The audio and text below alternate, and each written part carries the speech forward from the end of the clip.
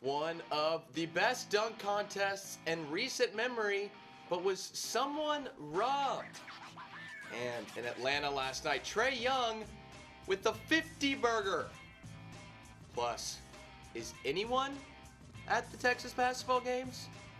Anyone? This is the 1-0 Sports Show. Texas finally 1-0, finally riding for the brand, although Tom Herman did say they were 1-0 10 times last season. Feinbaum, I'll give him like half a point. Dude, You like Feinbaum way too much. Yeah, all right. I'm like You're I'm the Feinbaum. Feinbaum of the show.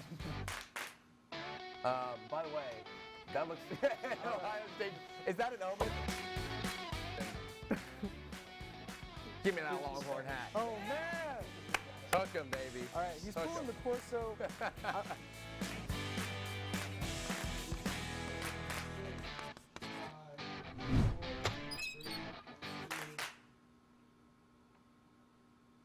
Hi, welcome into another show of 1-0 Sports. Sitting across from me on the host desk is Thomas Fitch, and I'm... This is a combined host desk. Okay, fine. Okay, sitting across from the combined host desk is Thomas Fitch, and I'm your number one 1-0 Sports host, Daniel Shee. That's up for debate.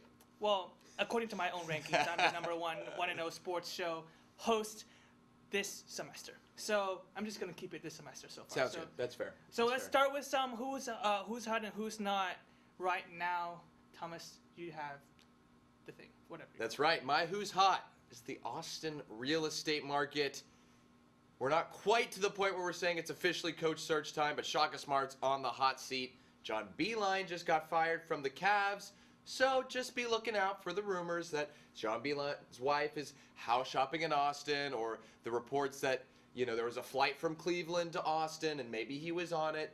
Just be looking out. Those of you in real estate, if you're looking to sell a house, you got some money coming your way. And that's for sure. I can neither conform or deny the fact that we're sending crews to Round Rock, San Marcos, and Barton's Creek to look out for Beilein's wife shopping there. So Can't confirm. can't confirm deny. or deny. It's just saying. I don't know what we're doing here.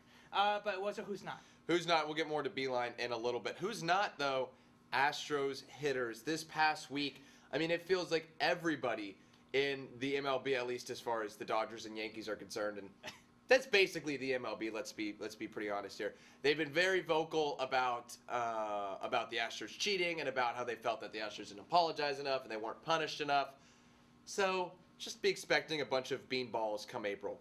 You agree with that, Daniel? You won't be seeing a lot of beanballs coming to the Astros hitters. I'll tell you why. Because the MLB have sent out some sort of a semi-memo. Not really a memo, but they're telling the managers and GM saying, we will be punishing those people who are throwing at the cheaters more than the cheaters themselves. So just don't know. That won't stop anybody. Hey, would you rather be in the league or not be in the league, is what I'm saying. Oh, so they're saying they might... They might suspend you. Honestly, somebody will do it for a game. Somebody will do it. They'll take one for the team. Yeah, and there'll be no matter how many games they'll be suspended, there'll be still more than all of the hitters who cheated in 2017 and 2018. As we know, maybe 2019 combined. Sad. So, don't know what Rob Manfred is doing, but certainly he's doing something.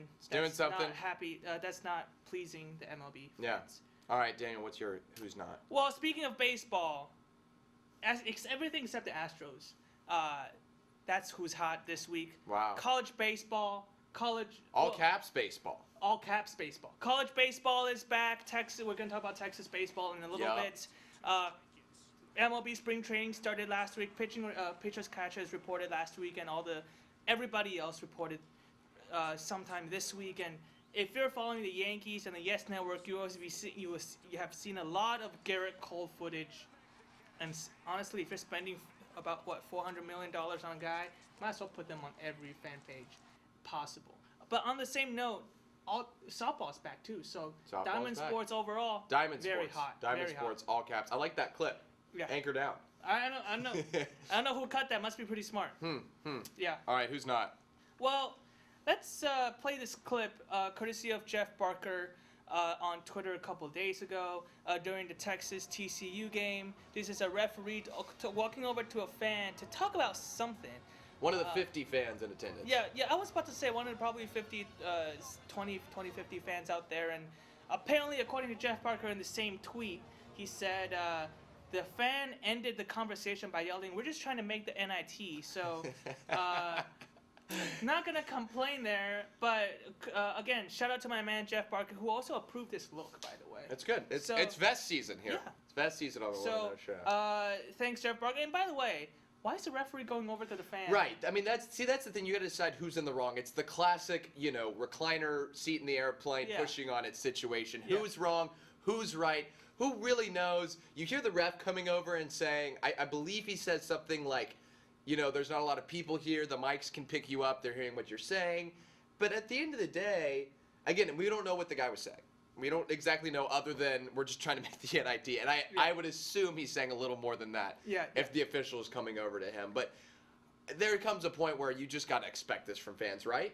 Yeah, and if you're the ref, even for when we're on the sidelines, we know that refs is above everybody else, and Right. we're not supposed to trip them, we're not supposed to block them, and the fact that ref is going all the way to the fans, it's always weird when people take the fans too seriously. Yeah. So All right, well, I think that transitions well into our delete your Twitter delete it. of the week. Someone else is mad at Del Conte for something Surprise, surprise. well out of his control.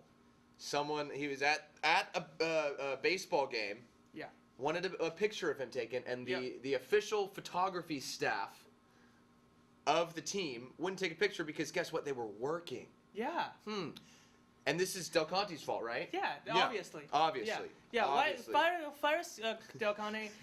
Take away the Bevo Boulevard. Take away all the ink, all the game hype, all the graphics team, because this one photographer, maybe one. I think maybe baseball has a couple, and by the way, all the LHM photographers who also kind of work for Texas. Right.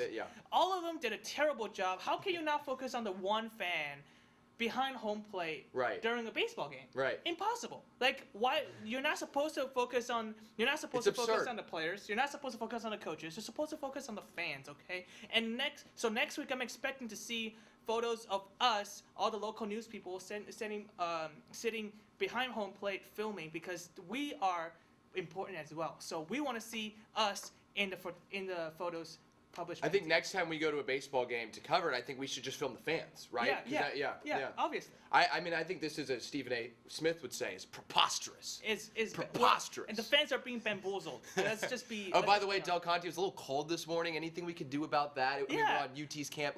Come on. We have all the resources. Why can't you bring some of the heaters out, outdoors, and just blow the hot air into the atmosphere? Yeah. Speaking of hot air, this guy has Just delete your Twitter. Delete your Twitter. All right, let's get to a little All-Star Game reaction. It's good weekend. Good weekend of the All-Star Game. We'll start off the new format. Yeah. The game ends on free throws. Yeah. Because they were playing to a certain number. Yeah. Now, from what I heard, that the whole fourth quarter was more competitive. Yeah. But it ended on free throws. What do you think about that? Well, okay, so I hate it a lot. At the same time, I think I was freaking out a lot more than I should have, because if you look at a regular season, a regular game when there's time winding down, you end up there are people shooting free throws with half a second left. So basically the game was ended on a free throw anyway. So. But half a second, they still have to inbounds it. Yeah, but then, they're literally they're not making a shot all the way from. It's just rare that you see a walk-off free throw.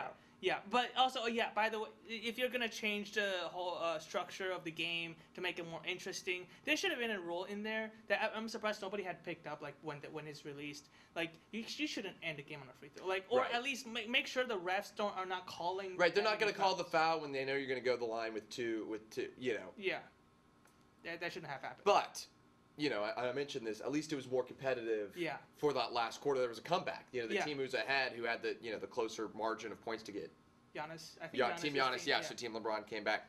So, but at least we got competitive. I heard about it because I didn't watch any of it, because it's the All-Star game, and when people are just shooting open threes in the All-Star game, I'm not gonna. Well, we'll get to our top plays from that, but next, the dunk contest. Yep, lot of controversies there. A lot of controversy, but was one of the best dunk contests, at least in my recent memories. You had Aaron Gordon, you had Derrick Jones Jr., back and forth.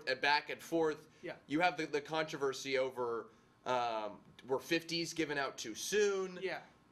But I mean, you look at some of these stuff. I mean, it's almost Dwayne Wade's reaction to that Derrick Jones Jr. dunk killed me. But I mean, so many good dunks. The controversy was, I believe, it was after the second dunk off, after this dunk by Aaron Gordon, where the judges were supposed to give both people the same score. Yeah. And then give them a tie. Yeah. But someone messed up. Derrick Jones Jr. got a 48. Aaron Gordon got a 47. Yep. So the second time that Aaron Gordon has been incredible in the dunk contest and hasn't won. Well, it's just how are you? I mean, I don't understand the whole like you can only give out a certain number of 50s. Like if the dunk is a 50 dunk, it's a 50-point dunk, you give it a 50. You know what I'm saying? Well, my disagreement isn't there. My disagreement is when you make a 50 in the first round, you set the bar so high that either you need to have like professional judges in there. You know, when you have Chadwick Boseman, like that's great, I get it, but like. The dude sees a good. I mean, it's like me. I see it. I'm like, oh, that's a 10. I can't do that. Yeah. But if you have like professional judges, like the X Games, where they're like, oh, this was like this technicality and this difficulty and this execution, where it's actually more structured and we have more variance. Yeah, I mean, like the one thing about the dunk contest is to not make it so much of a contest. It's more of a fun thing. That's why I don't think they have a set criteria. But that's my problem. Like, if you're not gonna have a set criteria, then you shouldn't have. Again, like you said, I think there are a set number of 50s they're supposed to give out. I mean, why is that happening? Like there shouldn't be like if it's a great dunk, you give it a 50. If you don't think it's a great dunk, then don't give it a 10. But obviously jumping over to 7 foot, the tallest 7'6", 7'7". The tallest member Looked like a villain with the stripes on his pants. Yeah, if you're jumping over the tallest player in the NBA. To get it and dunk the ball, it should be a 50. That's pretty good. All right, last thing before the break, All-Star Saturday Night. I don't think you watched that. Nope. It's a little too long. Okay. It's a little too long. When you watch what happens, there's all this kind of filler time in between. You have Damian Lillard rapping. I mean, terribly. Like, I'm sorry, Dame, you're a great ball player. Stick to basketball. Then you have all these introductions that take way too long. I mean, they're clearly trying to fill up this entire time slot, but this is like all the events of this night could fit in an hour, and they drag it up to 3 hours, and it's just a little too long. I mean, I'm guessing they don't want to sell ads, right? Well, they do want to sell ads. But then they have. I mean, they're putting all this content in. Right. Might as well just like. It makes sense from a business perspective, from an entertainment perspective of I'm getting bored. Yeah, it's. I mean, it's one of the reasons. Again, I mean. I've always advocated for this. MLB has the best All-Star game because you kind of have to play defense anyway. Yeah. But yeah, they don't try to do too much with it. They just kind of like, hey, go out there and play. For last couple of years ago, like, oh, go out there and play. If you win, you get the home field advantage for the World Series. And yeah, they just. I mean, the All-Star game it's still a game, and you don't want to do too much with it because the more like if you do too much, that's not part of the game. It just, like you said, it bores the fans. Yeah. Well, we'll have more from the All-Star game coming up. And after the break, John Beilein to Texas. We're going to talk about that. Stick around.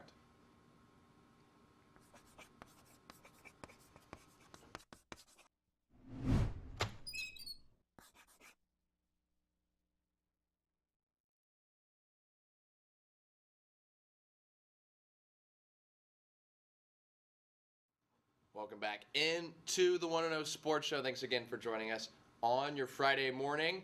Let's get right into our Texas sports recap. Let's do it.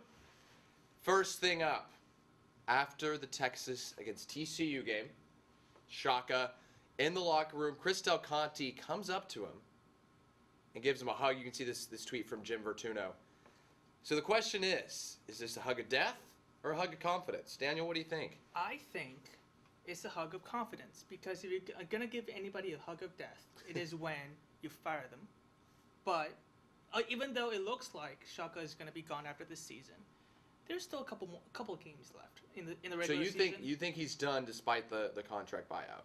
No. I think no. It doesn't. I mean, it doesn't matter whether he's done at the end of the season. Okay. But this hug is definitely a hug of confidence because it's. I mean, just read Chris Del Conte's tweets. Like he's not kind of guy who would hug a person after you win a game and go like, okay, I'm gonna fire Right. him. So And I've seen a lot of people who are saying that he just beat TCU. I believe this is the second time they beat TCU this season. That's Del Conte's old school, so it probably means more. Maybe he had some money on the line. Who knows? But yeah, I agree with you. I think it is a hug of confidence, which Texas fans, not necessarily what you want to see after you have a stadium with 50 people. But it's something that Shaka needs. It's something Shaka needs. It's their first we all need double-digit. a hug. We all need a hug. It's their first double-digit win in a month. Yeah. So, I mean, and it's also against an in-conference opponent. So yeah. I mean, it's kind of a good win considering they've lost 4 in a row. But if Shaka's gone after this season, again, like you said earlier, Beilein is rumored to be coming to Texas. Yep. It's all a rumor because he got fired by the Cavs. So do we like this rumor? Do you like this rumor? Twitter likes this rumor. I know that's for sure. And I generally like to think I know more than Twitter, but when it comes to basketball, I kind of let them do the talking. Beilein, he was great at Michigan. You have Luke Yaklich, who's now Texas's assistant coach, was Beilein's assistant coach at Michigan, and really has been the thing that's been working for Texas. Their defense has been so good, and that's Yaklich's specialty. And so I think I like it, but you have all this controversy of Beilein getting fired mid-season, and everybody's been talking about just the fact that a lot of times college coaches can't make the transition to the NBA. Clearly, Beilein didn't. He won the championship at Michigan a couple years ago, so clearly he knows what it takes. He's done some recruiting down in Texas, so he knows the area. Personally, I like it. You don't have to buy out anybody else's contract. I'm sold. Well, the one thing about the Cavs transition to the NBA, the Cavs is a terrible team to go into. Right. Because It's Cleveland. It's Cleveland, and also their roster is built on LeBron being there. LeBron's gone. That team wasn't going to compete for anything anyway. But I don't think Shaka's going to be gone. Shaka's going to be gone after this season because the money's too. They don't buy him out. I don't think they buy him out after this season. I think they buy him out after next season when you only have 1 year before the Moody Centers. They move into the Moody Center, like I said a couple weeks ago. So again, it's too much money on Shaka, and as much as Beilein's a great coach, are they really going to bring in a 1 year success in college and then non-success in the NBA coach? I don't know. I think CDC will look for somebody that have a little bit more of a proven record. But the attendance in the Texas TCU game on Wednesday was not a good case for Shaka Smart, as you can see. I think a total. This was 10 minutes before tip. Yeah. So this is not like an hour before the game. This is 10 minutes. Yeah. But there's about 10 people there. I think more people was at Crossfire or was watching Crossfire that night than at the men's basketball game. So, how bad of a look is this? It's bad. I do want to say it's not quite as bad as people think. The reason I say that, it is midterms week. We are an intellectual school. Now, at Duke, a very intellectual school, they're having no problems filling up this stadium. But, we've addressed the problems with the Irwin Center. It's far. It was a cold night. And I know these are excuses. When the team's winning, that stadium is full. So the fact that they're not winning and when they win it still looks ugly is the reason. But there's other factors, again, that you have to take into consideration. So it's bad, not quite as bad as it looks. Yeah, and the Frank Irwin is way too big for a Longhorn basketball team anyway. It doesn't matter. Like, even a couple years before when Mo Bamba and Trae Young were competing, College Game Day was here. It was a lot of hype in that building. That stadium was still not full. So right. it's so big that, like, Texas basketball wasn't gonna fill the stadium anyway, and because they've been losing a lot and it's rainy, it's a Wednesday, they were watching Crossfire anyway. So if you combine all of those elements, it kind of makes sense why nobody was there. All right, last up, Texas baseball. Yeah. Competing in the Minute Maid, Shriners Hospital for Children's College Classic at Minute Maid Park. That's next week. This week they play Boise State. Right, Boise State. But Yeah. talking about next week, but a lot of the Boise State series, they get a first home weekend series, then this College Classic. Yeah. They've started off 4-0. 6-0. Sorry, I forgot. Yeah, that's fine. 5-0. Wait, is it 5-0 or 6-0? 5-0. 5-0. 6-0. 5-0. 5-0. Undefeated. Undefeated. We're big time journalists here. Daniel, how you feel about this team? Well, okay, so there are a lot of people that are freaking out on Twitter and saying, "Oh, it's Texas baseball is back. You know, we're gonna go out there, we're gonna compete real time this year." Well, I'm gonna remind everybody this: Texas started their season last year 5-1. After 5-1, they played good teams last year, so it's not like a trap schedule. Well, it's also, I mean, yeah. So they're playing better teams last year than they did this year, and they also went after going 5-1. They went out there and swept LSU, and then they collapsed and went 27. 5-0. Texas 5-0. Yeah, and so after sweeping LSU, we were thinking. Thank you, James Grant. We were thinking ahead. Yeah, we're thinking ahead. It's Boise State who hasn't played a D1 game in 30 years. But Texas, again, last year they went 5-1. After going 5-1, they swept number 1 LSU, and there was a lot of hype around the program as they deserved. But after that, it went downhill, and then everything collapsed, and then they went 27-27. So despite an undefeated start, again, still against Rice, who's a traditional power, but still is not one of those power teams you would expect Texas to struggle against, and it's against UTSA and Lamar. So let's be real. Let's pump the brakes and let's chill a little bit on their expectations. Yeah, pump the brakes. The big test will be next week when they're playing against teams like Arkansas and LSU in Houston. But we got to take a break. When we come back, we're going to be in the locker room taking questions from you. Questions from the crowd coming up next.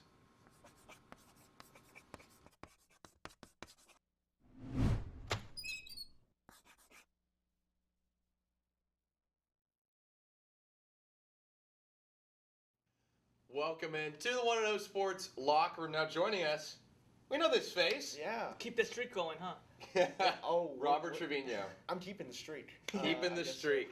All right, so let's go ahead and take some questions from y'all. Y'all gave us some questions. We're going to give you some answers. First one from one and only Sean Mapes at Sean. S Mapes. Legend. He said, legend. He said, which group is bigger, Texas fans or Astros defenders? See, here's the thing. I want to defend the attendance. I looked it up. It was over 8,000. Yeah, there was No, eight- it wasn't. 8,000 It's over 8,000 reported. Texas Yeah. against CCU. Texas reported that number. Yeah, that's all Yeah. the season tickets that Hey get man, sold. I don't know. I don't know what to tell you, but It's 8,000. I But the can't count to Astros 8,000 fans- and I can count the fans. dude, I've counted so many Astros fans online. Definitely way more than 8,000. Trying to defend their team of cheaters. They're getting lucked out by Rob Manfred not doing what's right for the sport of baseball. So I'm gonna go with the Astros here, but I'm heated on that. Well, I'm pretty sure there's definitely a lot of overlap between Texas and the Astros fans. That's true. And there will be, I'm guessing, a lot of people who didn't show up to the TCU game are hiding in the trash cans in which Astros are hitting anyway. So I'm gonna say it's pretty even between Texas and the Astros. Yeah, I think this is a question from an Astros fan. He's feeling all hurt because nobody's defending his Astros. Who cheated? Nobody's gonna defend your ass. Yeah. I'm not gonna say anything else. All right, next question from the man behind the camera, Josh Martella at Josh Martella 97.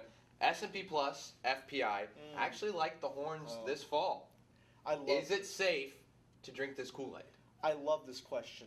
It is so close to drink the Kool-Aid. This is like a week or two before. I'm so ready to do this because So we're like on the flight to South America. Yeah, we're almost We're about there. to get off the plane, this is go to the camp, then drink the Kool-Aid. Yeah, this is when the congressman went. I'm sorry about that. Ooh. But man, to go off of that note, I think. Daniel, you go ahead and take it away, man. Well- I lost my mojo on that one when we started talking about Kool-Aid. Well, I think it's a lot of the returners are a lot of returning players this year. Some are going to the senior year. The one doubt I have on the program is new coaches, new system. But I have no doubt that Sam Ehlinger will be carrying this offense into a new era of Texas football. Yeah, I love S&P. Let me get in the words real quick. I thought last year was awesome. They projected Texas to fall back to the fold.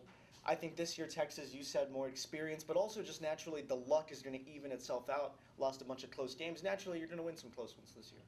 I always drink the Kool-Aid. I'm classically. I think I've projected Texas to win 9 or 10 games since 2010.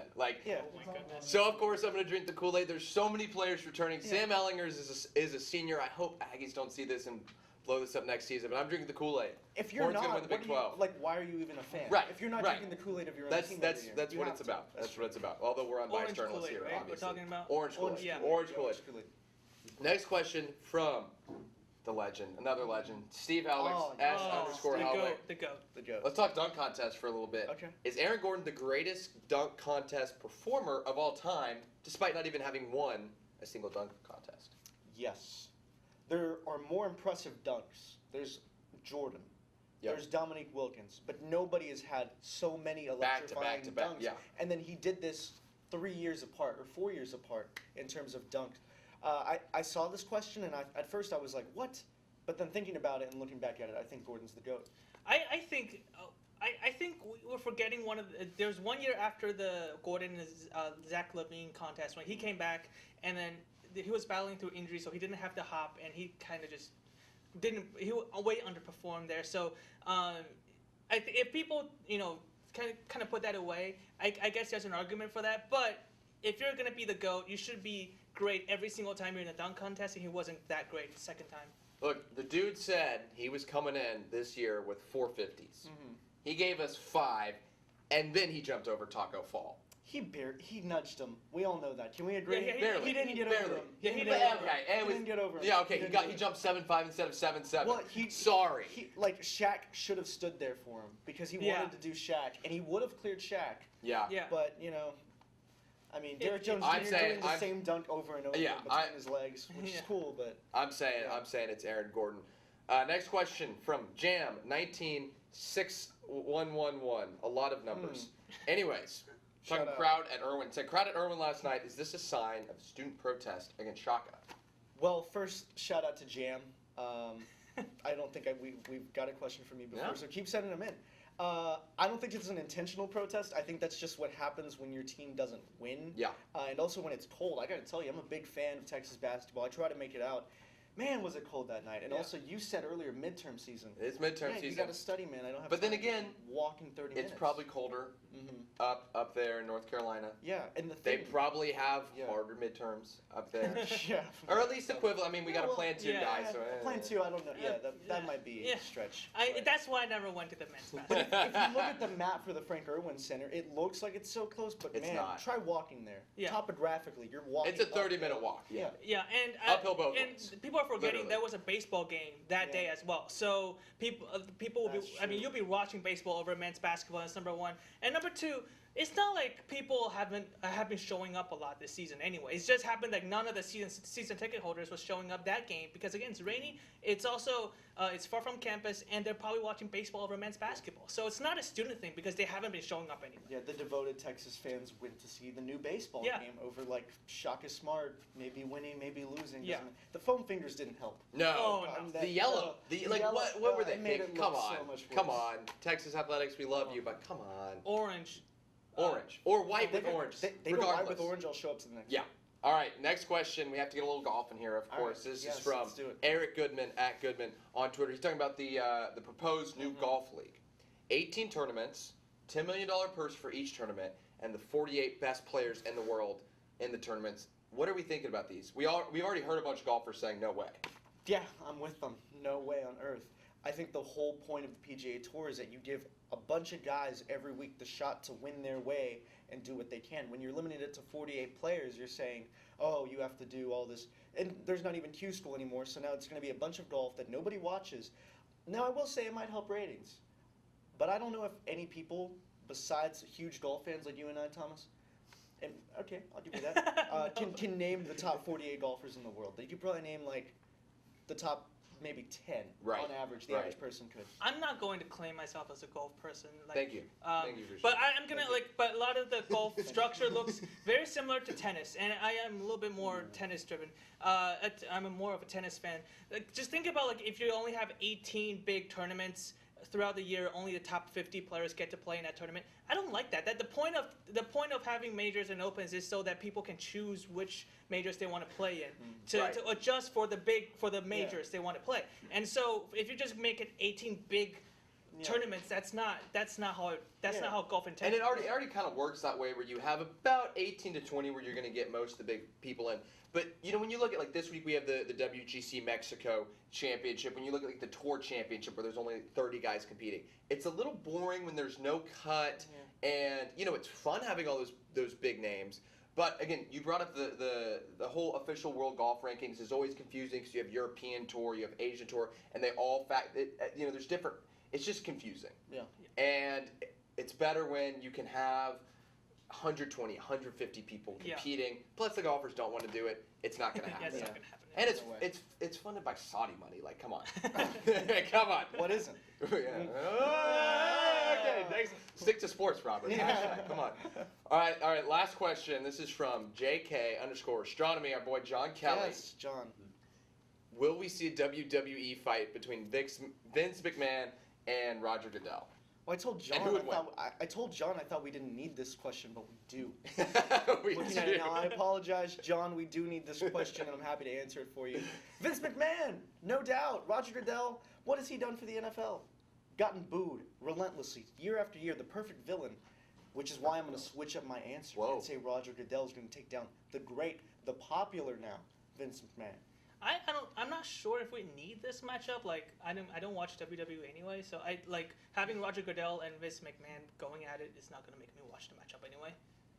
Here's my prediction. Vince McMahon beats Roger Goodell.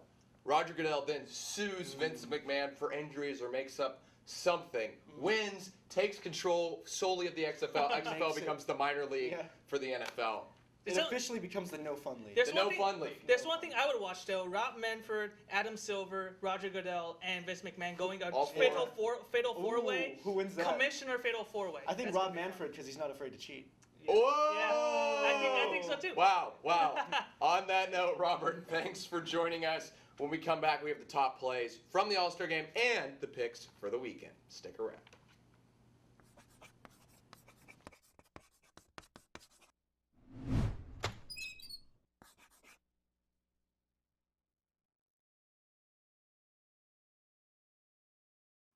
Welcome back into the 1-0 Sports Show, and let's just get right into what's trending. Daniel, what's trending? So, motorsports is trending, but not for the right reason. Ryan Newman. But kind of. Eh, Yes and no. Yes and no. we don't want to see crashes on ABC News regarding NASCAR. But yeah, Ryan Newman was. He kind of lost his control there at the end, at the corner, and kind of like just. Yeah, it was the last lap of Daytona. I can't remember who it was. Gets up on his tail, kind of nudges him, spins out. Yeah. Maybe one of the worst crashes I've ever seen because not only does he fly through the air, but the driver's side gets hit by a car full speed, keeps flying, and then 2 days later, he is able to walk out of the hospital. Unreal. I think that's a testament to the safety protocols within the car. I mean, that's what F1 is doing. That's what all the racing agencies, also all the racing competitions out there, just trying to keep the drivers safe as much as they can. And I can't imagine about 50 years ago what would have happened to Ryan Newman if he went through that crash. I mean, probably wouldn't see Ryan Newman definitely not walking out 2 days later. Well, not just 50 years ago. I saw a lot of people pointing back to a little over 20 years ago with Dale Earnhardt Sr. And following his crash and his death from the crash, NASCAR implemented a bunch of safety measures, and this is a huge testament to everything that they've put into making these cars. I mean, it's still unbelievable, not only that he survived this crash, but that he is able to walk with what it looks like pretty minor injuries. Yeah, and again, you don't. I mean, as NASCAR or F1 or any of the motorsports competition, you don't want to see yourself on the headlines because of crashes. But the fact that he was able to walk out of the hospital by himself, that is a good. I mean, that's the bright side of everything. Yeah. All right, next up, Trae Young. Trae Young. He's already having an unbelievable season. Yeah. Last night, 50-burger against the Miami Heat, and shots from. I mean, it wasn't. You could see some of these shots, whether it's step backs. He had 4-point plays, crossing up Andre Iguodala, pulling up from the logo. He could not miss last night. Literally, he was standing on the logo for that shot. Unreal. Yeah. And his development, I think this kind of epitomizes that. But you look at guys like him, Luka Doncic, then you have Ja Morant and Zion Williamson, some of the there's so much good young talent. And I know the NBA is a little worried about ratings being down right now, but I think that's because we're in a transition of superstars. Yeah. And with Kyrie Irving out this season, Steph Curry, Kevin Durant, Klay Thompson, yeah. all those guys out. But now you have all these young guys stepping. Anytime you score 50 points, not a lot of players have scored 50 points. Yeah. That puts you in an elite club. And Trae Young, as much as I hate that he went to Oklahoma, he's a baller. Yeah, and looking at the clips that we just played, it's a reminiscent of the 2017 season. Before the Sooners went downhill later in that season, it looks very where much. Trae Young couldn't miss. Yeah, he couldn't miss. He was just pulling up from anywhere, and he was just draining it. And the fact that that's being translated to the NBA, considering a lot of players, a lot of talent was not able to do that. I think even though we're complimenting the Sooner, it is a great sign for Trae Young, the fact that those skills can be transitioned to the NBA. Yeah. All right. Finally, NFL proposing a new structure change to the playoff system. MLB, we talked about theirs last week, but now the NFL, they're trying to add one team, so there'll just be one first-round bye for the top team in each conference, and then you have another team, another wild card team. Yeah.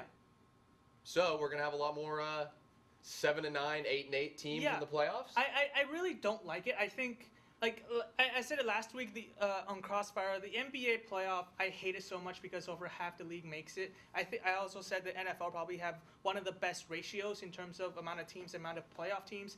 Already last year, you saw people, laughing at the Eagles and the Cowboys, saying how are they playoff teams? Because if they could go in with a 9-7 season in such a terrible division. If you're gonna expand the playoff, you're gonna mess with that ratio, and there'll be a lot more bad teams gonna make the playoff. I don't like it. The playoff should be only for good to great elite teams in it to compete. Yeah, and at least we've seen J.J. Watt saying he's rejecting this deal.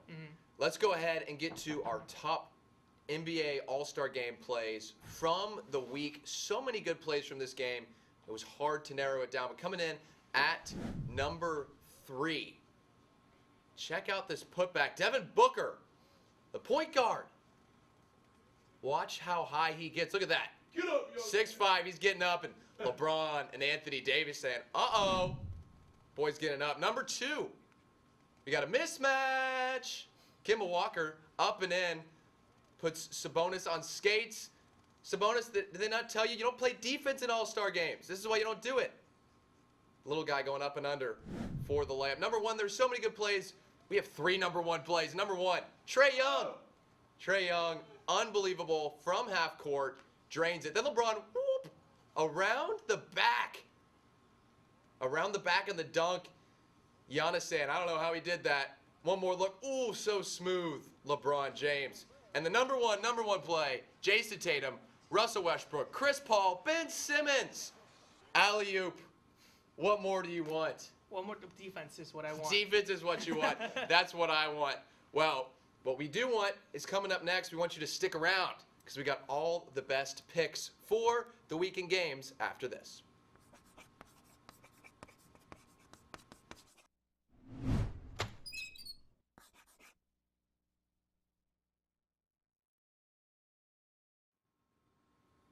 For the final time tonight, welcome This back. morning. Oh, this morning. Time zones are crazy. For the final time this morning, welcome back to the 1-0 Sports Show. Joining us at the desk is Justin Morris, the second best 1-0 Sports host, based on my rankings. That's his ranking. According to my rankings. Let it be on the record that's not what. According to my rankings, it goes Justin, then Robert, then Daniel, then me. I want to let very humble. Thank you. Very humble. So I would like to be known that I am humble. Put it out there. So again, Justin is joining us for as we do every single Friday morning to go through some picks, and let's start with the XFL. Houston Roughnecks getting 6 points against. There we go. Getting 6 points against Tampa Bay Vipers. Who are you going with for this one? I'm going to go with Houston on this one, and I'll tell you why. They have a pretty high-powered offense, and I just don't think that Tampa Bay is going to be able to compete with that, just not going to be able to hold up. So that's who I'm going with. Good pick. Houston, you mentioned high-scoring offense. Tampa Bay's been struggling. They're 0-2. They're going to go 0-3. Houston's going to win and win big. Like last time, I'm going to pick these games based on the city. Houston is better than Tampa Bay Roughnecks for sure. I don't think Houston's better than much of anything, but they They are better than the armpit of Florida, that's for Yeah. sure. Yeah. And Tampa Bay, well, whatever. Dallas Renegades -4.5 at Seattle. This game is pretty interesting because the first week, Dallas couldn't get it done against whoever they played at home, but they were able to get it done on the road in Los Angeles. I think they're going to kind of continue that streak and give me the Renegades over Seattle. Wow. I'll be going to Dallas. Oh, Fort Worth. I don't know if it's the same thing. Pretty Fort Worth Whoa. on Wednesday. So I know I'm gonna. Fort Worth people that would take Yeah. quite offense to But that. I mean, it was. I'm sure I'll be Josh going to Martell that. is screaming right now. I'll be going to the DFW region on Wednesday to cover the TCU the women's Metroplex. basketball game. So I'll be picking the Renegades over the Dragons. You know what 2-1-4, happened the last game in Seattle this past weekend? It was cold, it was rainy, the score was low, nobody was scoring. It's going to happen again this week. I don't know who's going to win, but I know Dallas will not cover. It will be a close game. Yeah, it's going to be close. That's what I'm this saying. This game and our next, this game's going to be pretty close. Yeah. Yes. Always got to factor the weather. Yeah. All right, St. Louis Battlehawks, 10-point favorites against the New York Guardians. 10-point favorites. 10-point favorites. But I'm going to go. I know that's the biggest spread that's Yeah. on for the XFL, at least on here. But I think this game's also going to be pretty close. They're pretty similar whenever it comes to just play format. Give me St. Louis, though. But definitely, I'm taking the under in that game. That's for sure. Again, like last week, I'm gonna pick the Yankee City. Give me the Guardians. I know I took the L on last week, but gotta stay with New York, man. Let's do this. Yeah, 10-point spread, just too much. You got to Yeah. go with the Guardians. All right, so DC Defenders, the best football team in Washington D.C., getting 8 points against the LA Wildcats. Justin.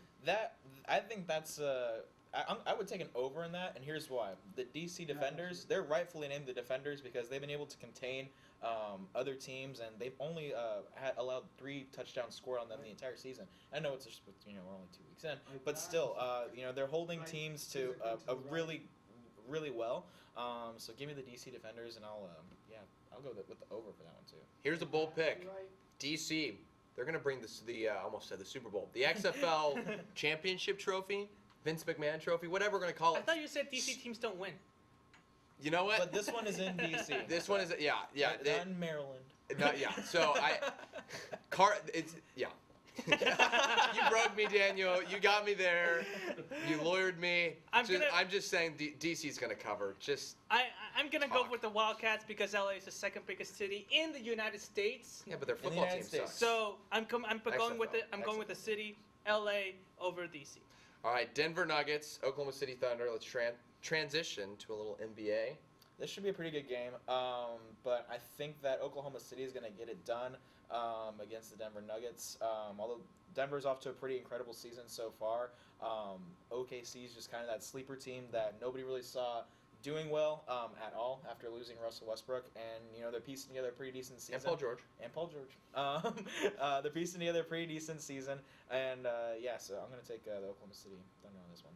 Well, I think the Nuggets have a little bit of a more all-around roster than the Thunder, but Oklahoma City is closer to Austin, so I'm gonna pick OKC. The way you pick, it's That's why sure I go interesting. 3-11 the first week. I'm going to pick Oklahoma City because of their home atmosphere, Chesapeake Bay Arena, one of the toughest places to play. The fans, That's true. They love their team. You're coming back from the All-Star break. Everybody's excited for the NBA, at least NBA fans, that is. They're excited, and I think they're going to pack that arena. And I think we're all going up. We're all Going going OKC. drinking the Thunder Kool-Aid. A lot Yes. of Kool-Aid drinking. So continue with the NBA. The Sixers play the Bucks and Milwaukee. Again, one of those Eastern Conference matchups. It's gonna be very eye-popping. What do you got? Yeah, I would not be shocked if I saw that this matchup sometime in the playoffs, even deep into the playoffs. But I'm going to go with the Bucks on this one. Their stadiums or their arena is pretty similar too in that they pack it and they're loud. But what Giannis is doing up there is just incredible. And I hope that these teams take into consideration that this could very likely be what will be a 7-game series at some point in the NBA playoffs. So kind of take this game seriously. Even though Giannis and the Bucks are pretty far ahead of the other teams in the Eastern Conference, just make sure you're playing to that level, knowing knowing that this is a test that is likely to happen again later in the season. I'm going to go ahead and call this a trap game Okay. for the Bucks. I was ready to pick the Bucks, but the 76ers lost big last night. The Bucks are going to be thinking, that's it, easy win, it's at home, 76ers going to come in and steal the win. I remember reading somewhere that the Sixers are one of the most improved teams after the trading deadline. So I'm gonna go with Philadelphia over the Bucks. I don't think the Bucks. I still don't think the Bucks will be looking at this game thinking it's a runaway game though. I think it's gonna be a close game. All right, let's get to some college basketball. Before we get into that, yeah. I want to bring up something real quick. Go ahead. Because y'all talked about something at the beginning of the show, and I thought it was interesting. Y'all both wearing vests. Yes, vest season. I have to admit, men's fashion, it's pretty low standard, man. And vest, I was wearing a Whataburger shirt last week as a host, and just put a vest over it, and just called it fashion. So Fashion, vest. I meant to point that out at the beginning of the blog. I just remembered, I was like, dang, like, what kind of a world can we live in where we can just put on vests and all of a sudden we're professionals? It classes up what you're wearing, like 0.5, you know, and then it's like warmth plus 0.5. You know, if we're looking at like stats. Yeah. It's not a full way. I mean, it's not saying like, whoa, like who's like pretentious. Today, I'm just wearing like a white shirt underneath. No, just go ahead and show that you're casual. Whoa. Yeah, I'm casual. And I just put on a nice jacket, and then all of a sudden, you know, I'm ready to go. Put on a hat. Yeah, but you're like a little too fancy. See, we're fast, we're cool, we're chill. I cannot we're the deny, fun hosts. I cannot deny or confirm that I have a Whataburger logo under this vest either. So I'm gonna just deny. saying. I'm gonna go with deny. I'm gonna take deny, Justin. I doubt that. All right. Florida State, number 8, at NC State. We have a show. I guess we're live. I think we forget that sometimes. NC State beat Duke I think yesterday, if not the day before, by 22. So, but Florida State is ranked number 8 in the country. Who you got for this one? Yeah, give me NC State on this one. You basically talked about it right there. They're able to get it done against Duke. You know, another hostile environment to consider. NC State is known for packing their arena, so I think they can also just kind of continue that streak and you know, finally get involved. Yeah, the Wolfpack packing the arena. Yep. I'm going with the Wolfpack too. I think they keep the momentum from the Duke win. They're going home. They get the win. Yep. I think Florida State's gonna get. I mean, yes, I'm just looking at the number. I'm looking at Florida State being top 10 in the country, but it's hard to beat 2 consecutive top 10 teams at once. It is so difficult, but I think if there's any team that can do it, it's probably going to be North Carolina State.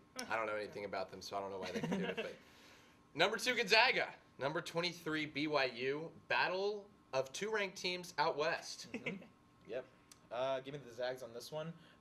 They're off to a pretty incredible season so far, and just keeping up that momentum. Going to be a good win for them to add on to their resume. If it happens. If it happens. If it happens.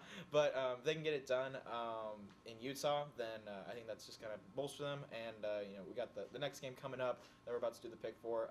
If they can get a secured win over BYU, like a defiant win, that might, you know, throw some things out of the loop depending on what the next game happens. So. I'm going to go with Gonzaga as well. I think, we've seen a lot of upsets, but Duke literally just got upsetted. And so I think Gonzaga will be looking at that saying, it's also against number 23 of BYU. So I think Gonzaga will be ready for the game, and they'll showcase their talent, and they're going to consolidate their rankings. Yeah, this is a big game for Gonzaga just because they don't have a lot of games against ranked teams. And so for them, again, like you said, this is a defining game to prove that they belong there in the top 4, and I think they get it done. Yep. All right, so Big 12 matchup, number 1 Baylor versus number 3 Kansas, a big time matchup nationally in the Big 12. Who do you got for this one? Is this you don't know if it's at Baylor or if it's at Baylor? At Baylor. All right. I know that this has been a common topic, but you and I have been there at the Farrell Center. I hate the Baylor fans because they're annoying, but that is intimidating. That's an intimidating environment to go into. Baylor is off to an incredible season. You know, just breaking records along the way. I think that this Kansas team is a team that we've seen kind of off and on, like most college basketball we've seen this year. But give me Baylor on this one. I think that this is definitely going to be their version of a defining win that they can secure and say, hey, you know, we definitely belong to be the number 1 team, although it hurts to say that. This is such a tough game for me because these might be the 2 hottest teams in the country. Baylor's won, 23, 24 straight games, but I think that streak comes to an end. I think Kansas has been so hot, and they haven't even been shooting that good. I think if they can get hot early, I think it's game over, and I think they get the win on the road. I think you brought up the Farrell Center. I think Kansas is definitely not. They're not new to a great basketball arena like Texas is.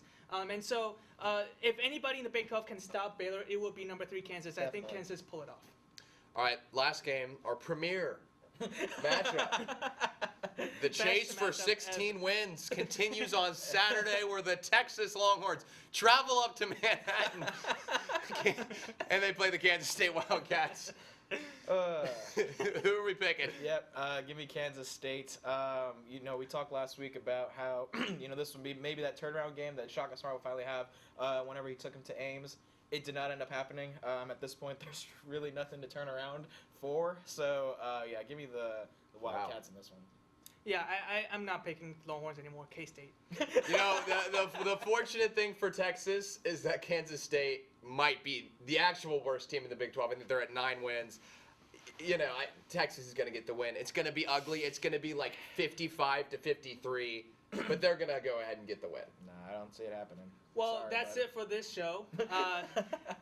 Texas is not going to win that one. That's it for this show, this week of One Know Sports Show. Thanks, Justin and Robert, for coming on.